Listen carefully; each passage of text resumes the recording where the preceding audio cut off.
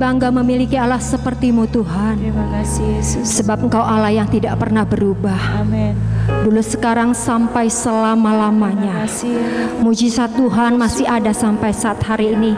Ketika kami datang dengan kesungguhan hati, dengan segenap hati kami percaya Tuhan, pemulihan akan terjadi, kesembuhan akan terjadi. Kami akan pulang membawa sorak-sorai, sukacita, damai sejahtera yang daripadamu Tuhan. Sebab kami punya Allah yang dahsyat. Haleluya. Mari kita beri kemuliaan buat Allah kita. Haleluya. Haleluya. Jesus.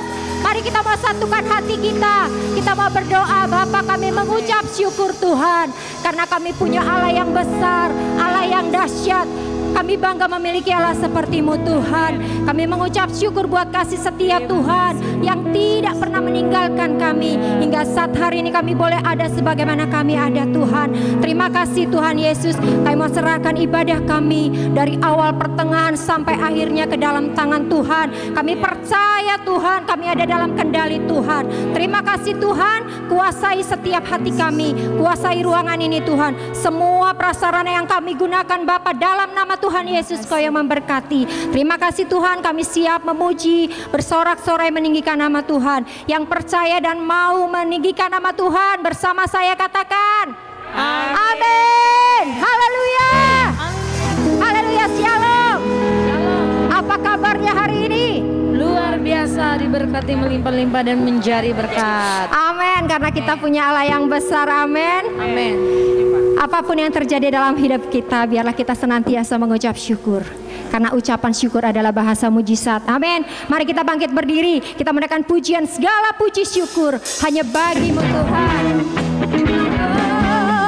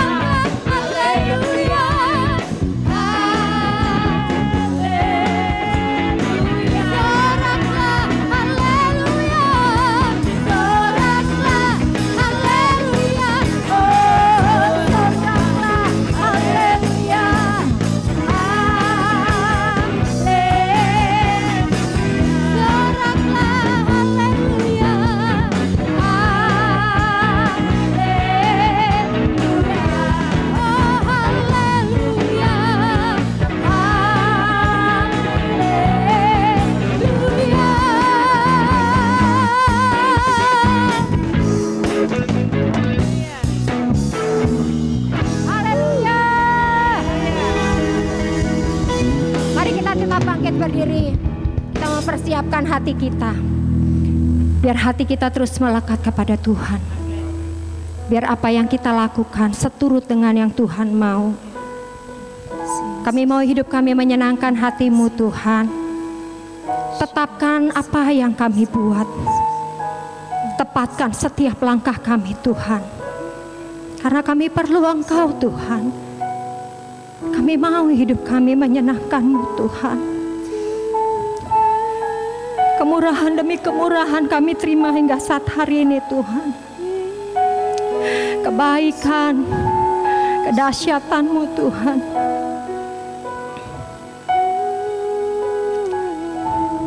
Terima kasih Tuhan.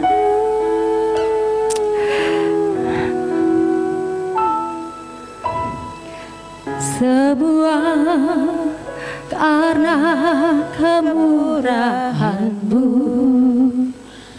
semua karena kebaikan-Mu, semuanya karena kasih sayang-Mu. Ku ada sebagaimana ku ada.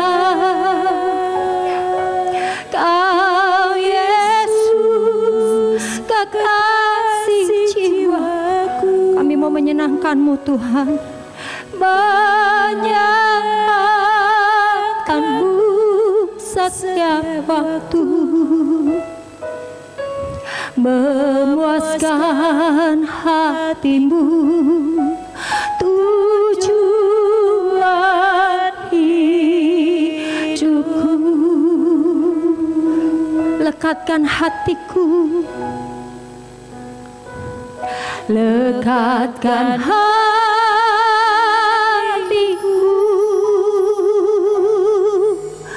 melekat dengan hati-Mu.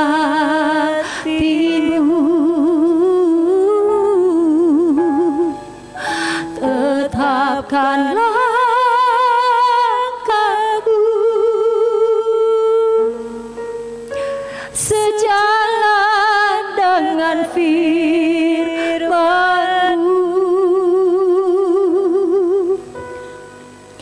Tepatkan semua yang ku buat seperti yang Bapa mau.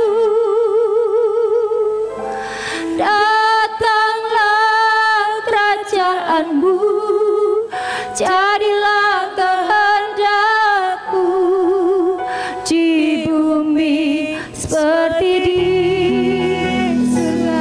Naikkan pujian ini dari hati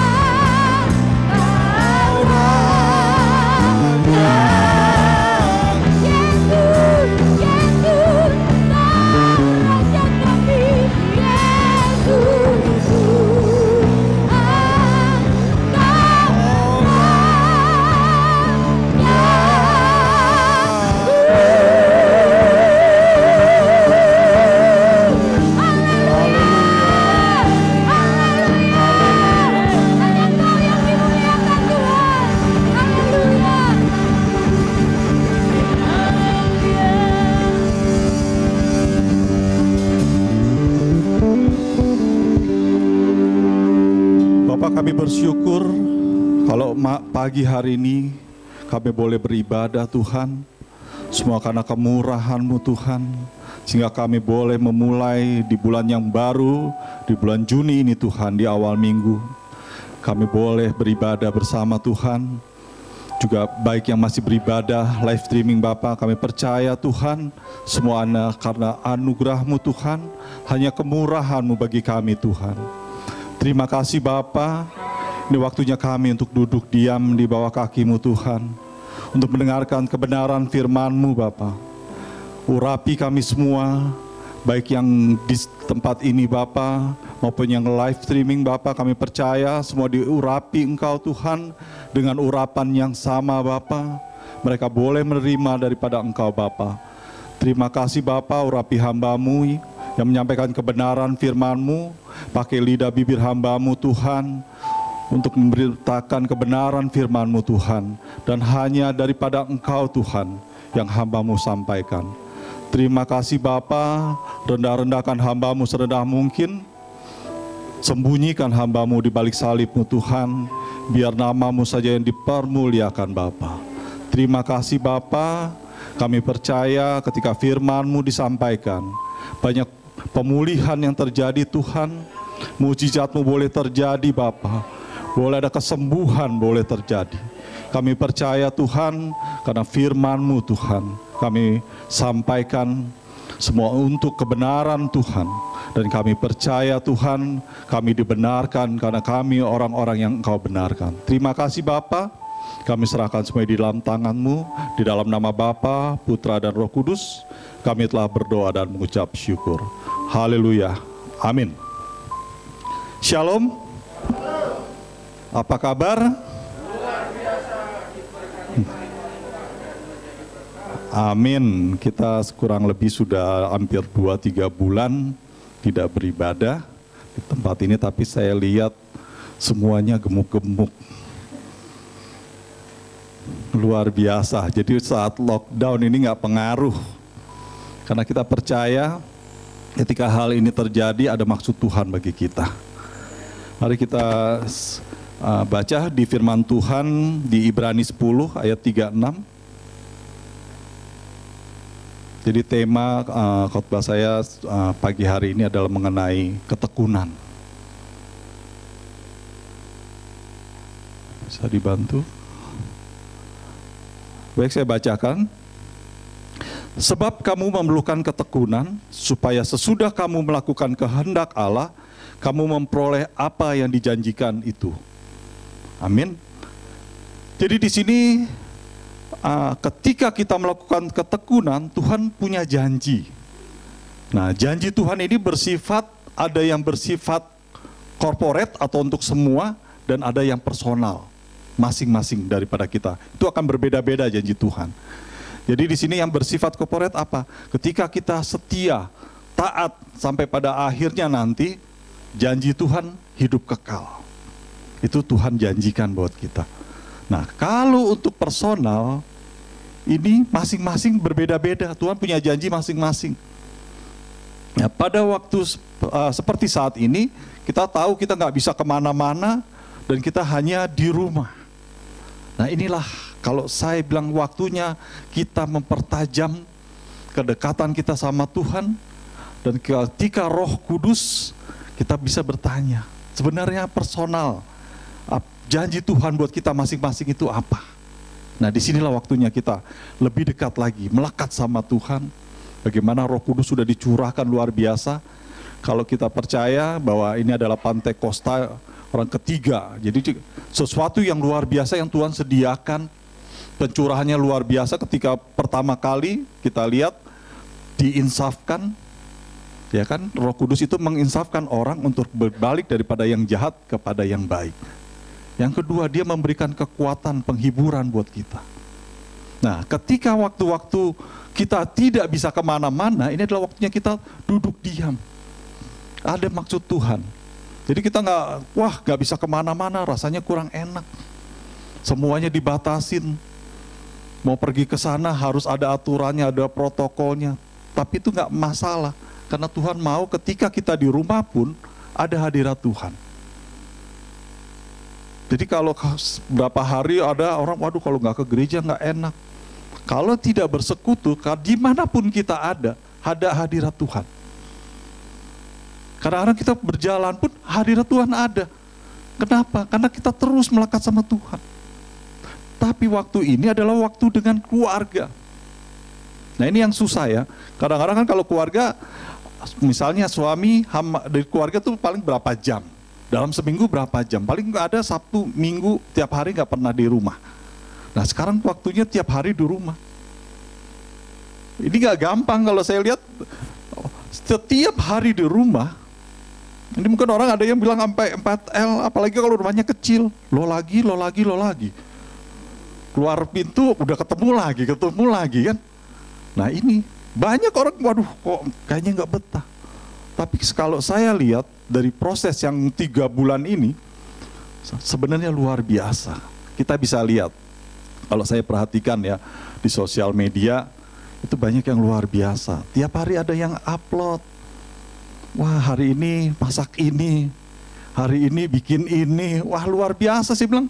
Itulah dibilang ketika kita ada waktu untuk melekat sama Tuhan, kita lihat banyak talenta sebenarnya yang ada yang tidak kita tahu. Nah inilah perlunya kita menggali lagi apa sih talenta yang kita punya. Jadi kita lihat dulu apa sih sebenarnya namanya ketekunan itu apa. Kalau di bahasa Yunaninya dia dikatakan hupomone, artinya daya tahan. Bagaimana orang mau tekun? Tekun itu bicara daya tahan. Karena kenapa? Kalau katakan saya ngangkat mic ini ya, kalau misalnya cuma 1 jam mungkin kuat. Kalau seharian ya mulai berkurang kan daya tahannya. Kalau 1 minggu angkat terus begini juga belum tentu. Nah inilah dibilang daya tahan. Jadi saya bacakan dulu coba di ayatnya di Roma 5 ayat 4. Dan ketekunan menimbulkan tahan uji, dan tahan uji menimbulkan pengharapan.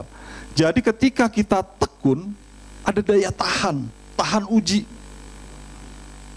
Nggak gampang orang tekun itu nggak gampang. Saya lihat anak-anak yang harus bersekolah di rumah, live streaming ya, online, lama-lama dia kan jenuh. Tapi itulah berapa kuat. Apalagi kalau lihat sekarang harus sampai akhir tahun belajar di rumah. Tapi kalau bagi orang yang biasa homeschooling mungkin udah nggak sesuatu yang baru. Tapi buat mereka yang biasa di sekolah lebih capek. Jadi kalau saya lihat anak saya tiap sekolah harus di rumah kan, dia kayaknya capek banget. Bentar-bentar saya zoom dulu Pak. Ini setiap hari. Kadang-kadang dia lebih capean di rumah daripada di sekolah. Di sekolah mungkin dia nggak terlalu banyak tugas. Ketika dia harus di rumah online, lebih banyak tugas. Nah ini saya bilang, bicara ketekunan, bicara daya tahan. Yang pertama daya tahan. Bagaimana kita bisa bertahan? Kita belajar dari Yusuf. Bagaimana Yusuf bertahan?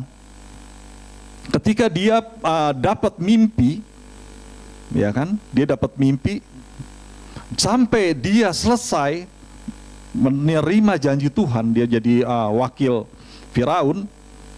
Saudara bisa bayangkan berapa tahun dia harus menjalani daya tahannya, 13 kurang lebih hampir 13-17 tahun.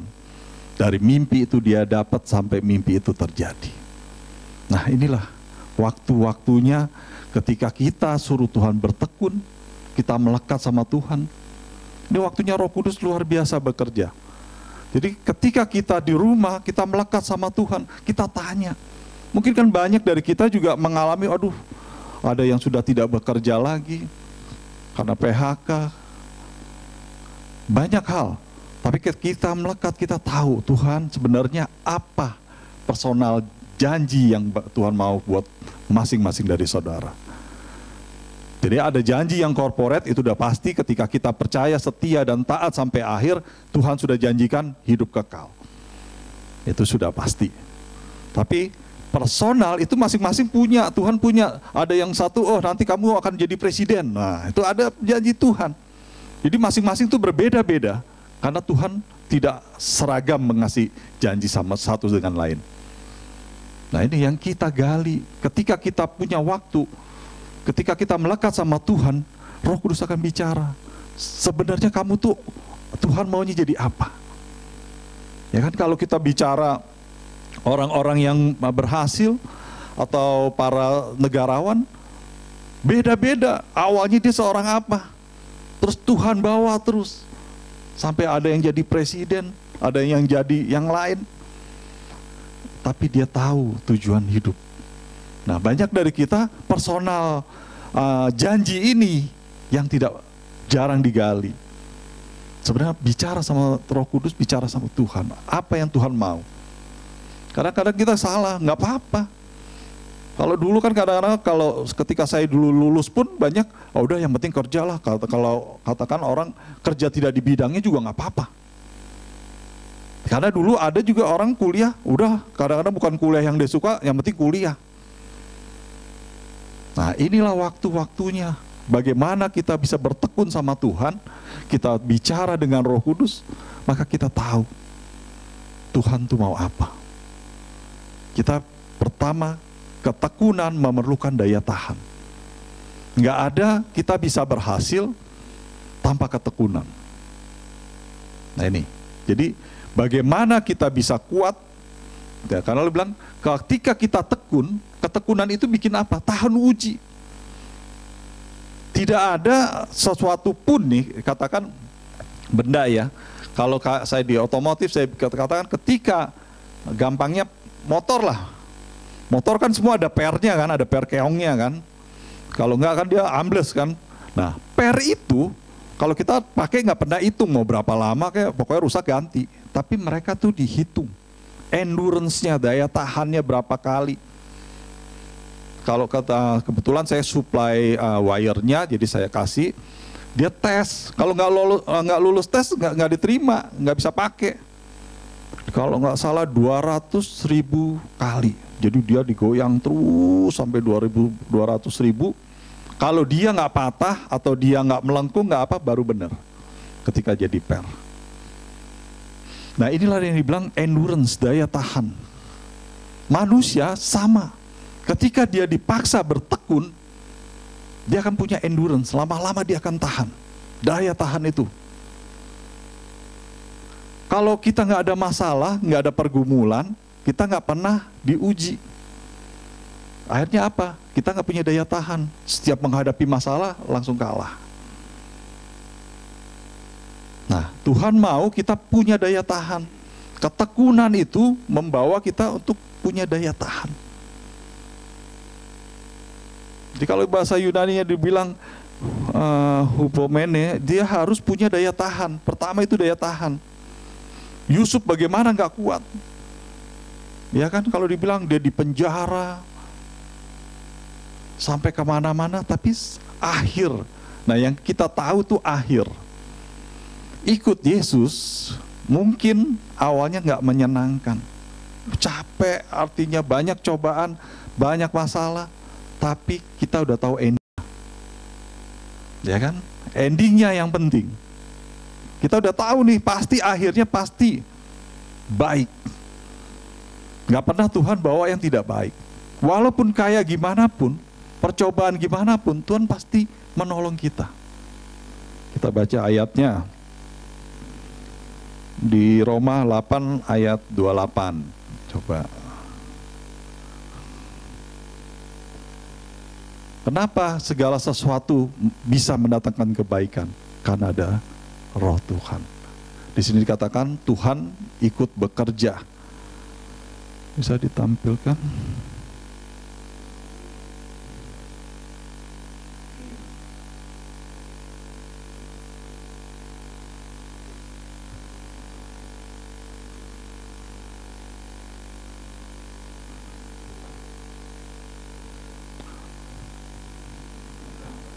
Enggak bisa. Oh, lama ya.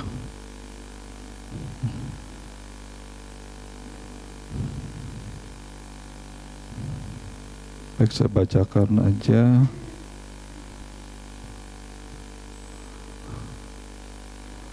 Bahwa Tuhan itu turut bekerja dalam segala sesuatu untuk mendatangkan kebaikan. Artinya ketika kita menghadapi percobaan, menghadapi segala sesuatu, Tuhan itu turut bekerja. Jadi apa?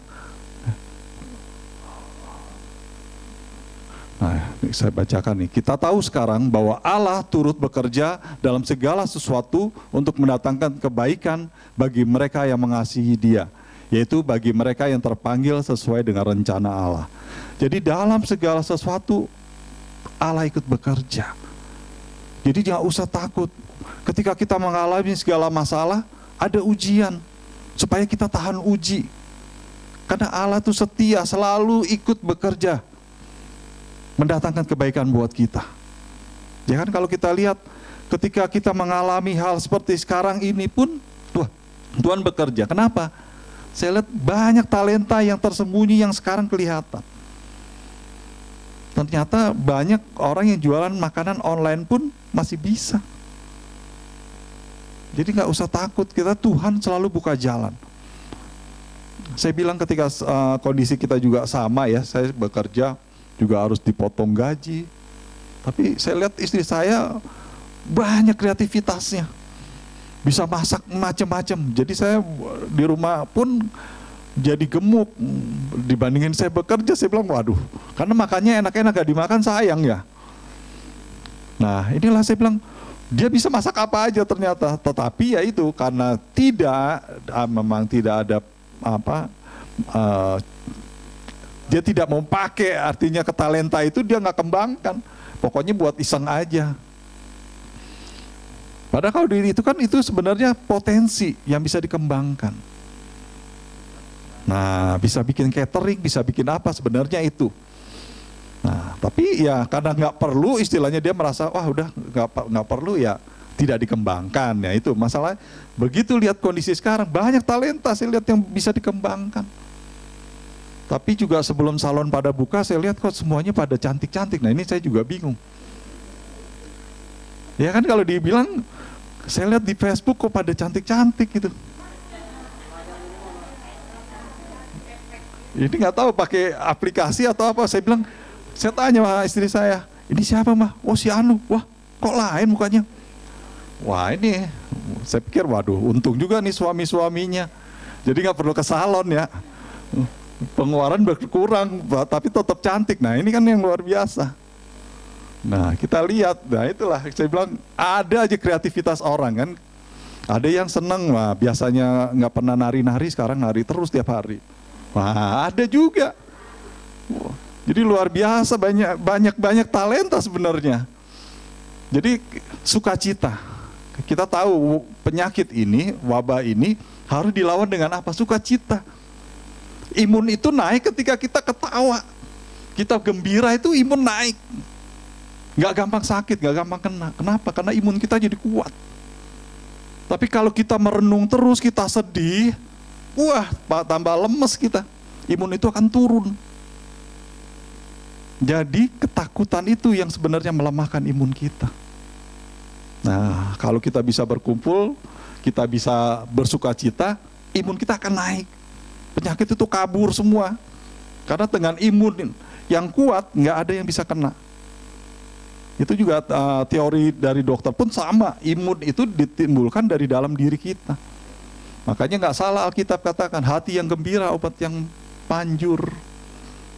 Gitu. Baik, kita teruskan. Yang kedua, tadi kalau yang pertama daya tahan. Yang kedua, kita perlukan konsistensi. Apa konsistensi? Kedisiplinan, ya kan? Untuk melawan penyakit aja perlu disiplin. Terus menerus dilakukan. Jangan kita, wah udah enakan, udah enggak. Tidak boleh. Jadi ketika kita mau berhasil, kita harus disiplin. Kalau kita bicara bagaimana seorang bisa menemukan sesuatu ya, kita katakan lampu aja.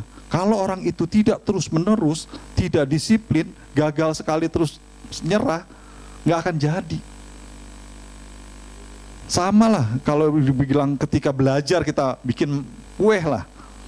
Ketika pertama nggak jadi, udah ngambek.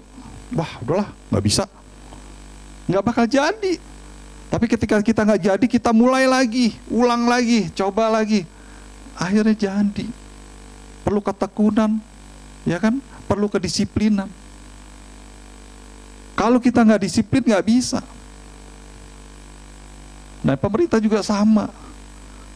Semua untuk melawan segala virus penyakit harus disiplin. Jadi tetap, walaupun udah dibebasin, tapi kita tetap disiplin. Apa yang harus dilakukan kita lakukan. Sama, orang sekolah juga sama. Ketika anak-anak sekolah nggak disiplin pun dia tidak akan bisa jadi apa-apa. Kenapa? Itu sesuatu yang harus dilakukan konsisten. Nah, ini kalau kita mau meningkatkan entah kepandaian, entah kreativitas, entah apa, itu harus konsisten. Terus menerus dilakukan. Ya kan? Kalau kita lihat perkembangan ya, kita teknologi pun sama. Udah jadi mobil seperti ini, dikembangin lagi, penelitian terus. Gimana supaya lebih murah, gimana supaya lebih hemat. Itu terus. Makanya mereka ada yang meriset terus. Ya kan? Kalau bisa mobilnya nggak pakai bensin tapi bisa kenceng, ya kan? Diterus disurvei. Lama-lama pakai listrik. Nah, terus berkembang terus. Nanti kalau listrik susah, ada lagi cara mereka. Nah, artinya ada terus jangan kita jenuh atau jangan kita putus asa. Harus terus konsisten. Lakukan terus. Kita percaya kalau kita melakukan dengan sungguh-sungguh, melakukan dengan serius, semua itu bisa terjadi. Ya kan? Karena ketekunan itu juga bicara, kalau bahasa Indonesia terjemahannya dikatakan bahwa itu adalah sungguh-sungguh. Ya, ketekunan itu sungguh-sungguh. Terus dia juga punya keras hati ya. Jadi keras hati artinya bukannya keras kepala nih, keras hati. Keras hati punya kemauan, tekad. Tanpa kemauan, tanpa tekad, sesuatu tidak akan terjadi. Kita bicara contoh kayak Daniel pun sama. Daniel begitu kuat, artinya dia konsisten terus, disiplin. Berapa kali kita lihat, dalam sehari berapa kali dia harus sembahyang menemui Allahnya. Dia 3 kali rutin, konsisten dia. Nah, kalau lihat begitu, ketika dia bermasalah, Daniel bermasalah, Tuhannya tidak akan segan-segan menolong dia. Kenapa? Karena dia juga orang yang melekat, konsisten sama Tuhan. Tidak sesukanya dia, besok sekali, besok 2 kali, besok 3 kali. Tidak, dia 3 kali terus beribadah sama Tuhan, bertemu dengan Allahnya. Konsisten. Kehidupan kita juga sama. Coba kalau kita sakit, resep dokter pasti akan ditulis, ini diminumnya 3 kali 1, 2 kali 1, 1 kali 1. Nggak mungkin kita semua nih saudara minum langsung, biar cepet udah aja sekalian lah, udah besok-besok nggak usah minum lagi. Ya kan, langsung selesai kan. Daripada besok minum lagi, besok lagi kan, udahlah sekalian aja. Ntar kan dinyampur juga di tubuh kan gitu kan. Itu nggak bisa. Itulah konsistensi kita, gimana kita disiplinan kita. Kita harus rutin ikut aturan. Kenapa? Karena tubuh kita berbeda-beda. Kalau kita kasih dosis segitu sekaligus ya juga berbahaya buat kita. Nah itu. Jadi ada 2 hal yang dimana konsistensi ini penting. Jadi yang pertama, ketika kita bertekun dalam Tuhan, ada 2 hal yang menjadikan kita kuat. Daya tahan kita juga naik, ya kan? Kedisiplinan kita juga naik. Nah ini, kalau 2 ini kita lakukan, maka kita menjadi pribadi-pribadi yang luar biasa. Kita akan menerima perkara-perkara yang besar. Kita mau terima bukan yang biasa-biasa, tapi yang luar biasa. Nah, mari coba kita lakukan. Pada waktu ini, kita terus melekat sama Tuhan. Karena kalau saya katakan bahwa saat-saat ini, ketika Roh Kudus Tuhan curahkan luar biasa, pasti banyak perkara besar akan terjadi. Dan saudara akan menikmati perkara-perkara besar itu. Ya kan, kalau kita lihat, kita suka tidak suka, mau tidak mau, kita masuk dalam masa kesukaran. Tapi apakah kita menjadi susah atau kita bersedih? Enggak.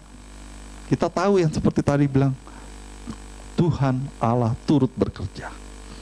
Artinya kondisi bagaimanapun dunia, kita nggak akan takut.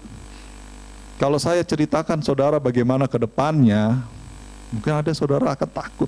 Dunia akan seperti apa? Ya kan? Itu ada masalah nanti masalah uang, itu juga nantilah mungkin kesempatan lain kalau ini saya sampaikan. Jadi ke depannya memang dunia akan mengalami masa-masa sukar. Tapi banyak perkara yang akan terjadi dan kita percaya dua hal ini. Ketika kita bertekun, kita punya daya tahan, kita punya kedisiplinan, kita bisa melalui dia. Panjang sabar. Jadi nanti ke depan memang kita tahu ya dengan kondisi sekarang, kalau saudara punya dolar, dolarnya akan turun terus. Saat ini juga dolar akan turun terus, ya kita tahu kondisinya bagaimana. Nah di depan di dunia seperti apa. Tapi nanti kita akan bicarakan, kita akan sampaikan bagaimana kekuatan kita untuk menghadapi semua. Kita percaya sekarang kita ada waktunya kita melekat sama Tuhan, kita bertekun sama Tuhan, sehingga Tuhan melakukan segala perkara dalam kehidupan kita, dan kita menjadi pemenang. Karena kita tahu semua bahwa Tuhan sudah menjamin hidup kekal, hanya personal janji Tuhan, saudara masing-masing harus melekat sama Tuhan. Amin. Baik, kita akan perjamuan. Kita siapkan perjamuan. Untuk yang di rumah bisa memakai roti atau apapun, kue apa, juga boleh dengan teh, minum air putih pun nggak ada masalah. Kita angkat perjamuan. Baik, kita persiapkan hati kita masing-masing.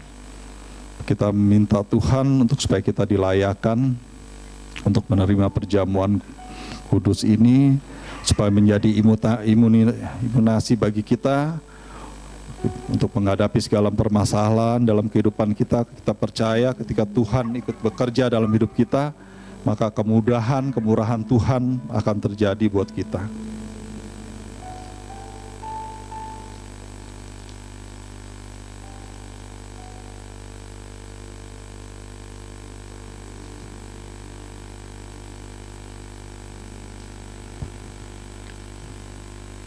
Baik, saya undang Bapak Ibu untuk bangkit berdiri.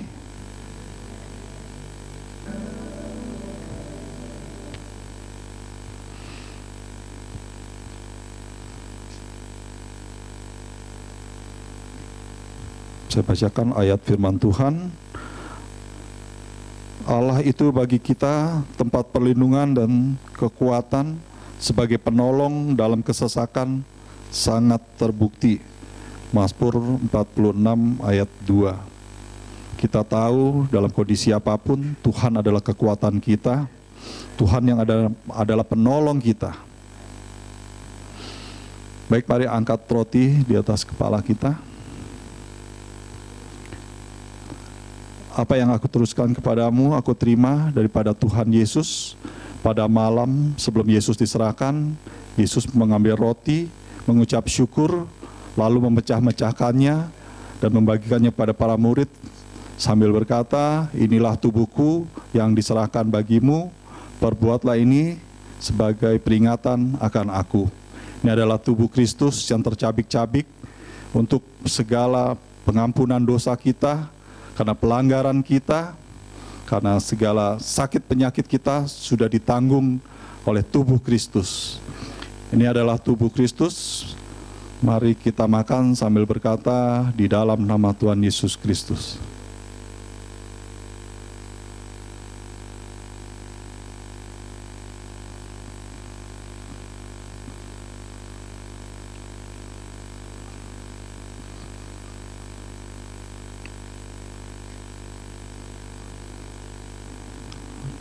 Mari angkat anggur cawan di atas kepala kita, tanda kita menghormati Tuhan.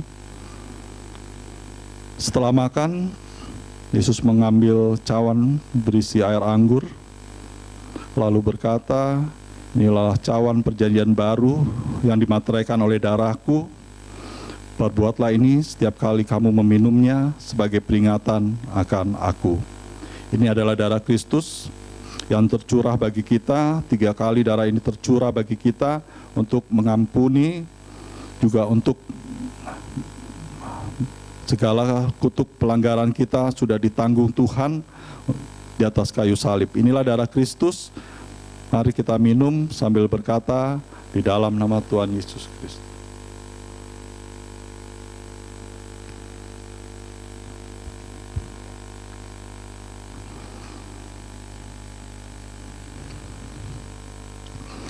Tubuh dan darah Kristus telah menyatu dalam tubuh kita. Dan Tuhan berfirman bahwa ketika kita, tubuh dan darah Kristus ada di dalam diri kita, Dia ada di dalam kita dan kita ada di dalam Dia. Dan kita akan memperoleh hidup yang kekal karena tidak ada kematian bagi kita. Terima kasih. Terima kasih Bapa, terima kasih. Kami bersyukur untuk tubuh dan darah-Mu Tuhan, sudah menyatu dalam tubuh kami Bapa. Kami percaya segala penyakit, segala kutuk-kutuk sudah Kau tanggung di atas kayu salib. Kami dibebaskan, kami dilepaskan dari segala kutuk penyakit. Dan kami percaya Tuhan, kekuatan, kesehatan kami terima daripada Engkau ya Bapa, sehingga kami boleh memuliakan nama-Mu Tuhan dan hidup terus melekat kepada Engkau.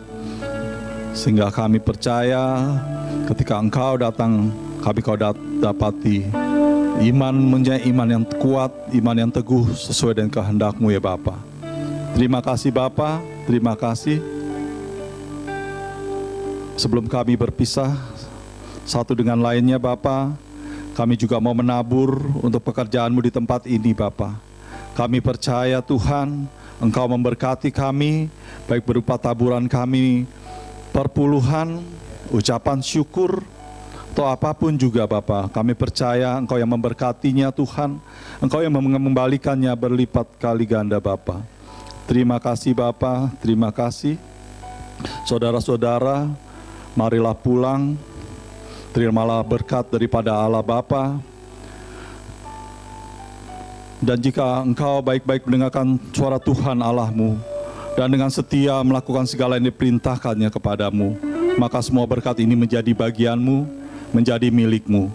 Diberkatilah hidupmu, diberkatilah keluargamu, diberkatilah orang tuamu, diberkatilah anak-anakmu, diberkatilah pekerjaanmu, diberkatilah usahamu, diberkatilah pelayananmu, dan apapun juga yang kau usahakan, Tuhan akan membawanya berhasil. Kau akan terus naik dan bukan turun. Kau akan menjadi kepala dan bukan menjadi ekor. Kasih karunia dan damai sejahtera dari Allah Bapa, kasihnya dalam Yesus Kristus, dan kekuatan kuasa dalam Roh-Nya yang kudus menyertai saudara mulai siang hari ini sampai selama-lamanya. Amin.